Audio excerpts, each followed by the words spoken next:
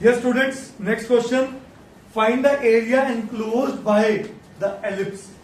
और generally school exams में ना सर्कल वर्ड लिखा होता है ना एलिप्स लिखा होता है. आपको याद होनी चाहिए कि ये मेरी स्टैंडर्ड इक्वेशन है. सही है.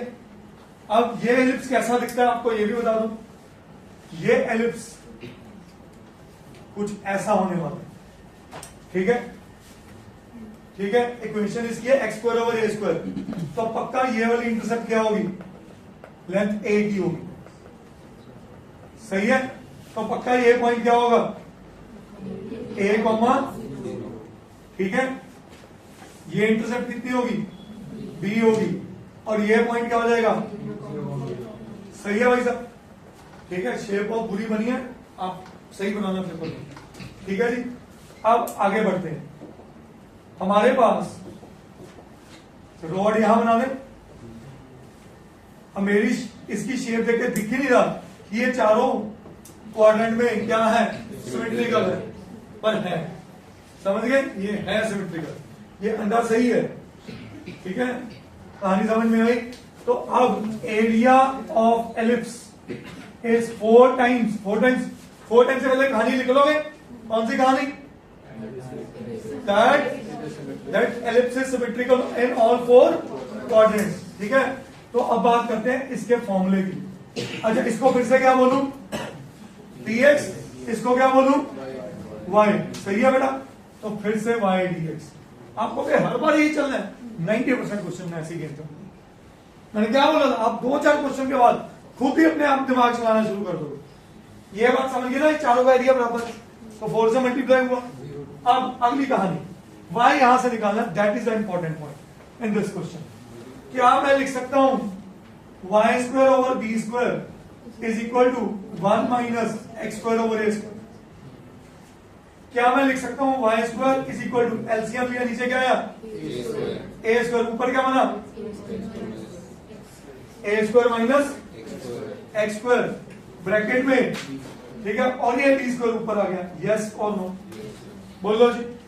इसका मतलब y क्या होता, y होता b upon a under root of. क्या ये एग्जैक्टली b तो एक कांस्टेंट है, तो ये एग्जैक्टली पिछले वाला क्वेश्चन ही बन गया.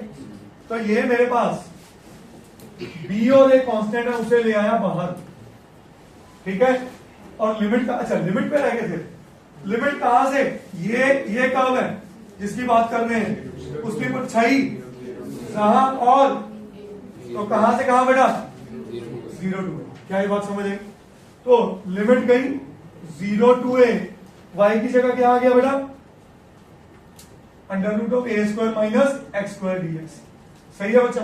अब मेरी बात सुनो, मैंने पिछला क्वेश्चन ही किया, इसकी वैल्यू निकाली है. क्या थी इसकी वैल्यू, नोट चेक करो, वैल्यू चेक करो, लिख लो, रेफरेंस कर लो प्रीवियस क्वेश्चन. ठीक है. प्रीवियस क्वेश्चन को रेफर कर लो. मैं टाइम दोबारा नहीं वेस्ट करना चाहता इस पे. हाँ जी. इसकी वैल्यू क्या थी,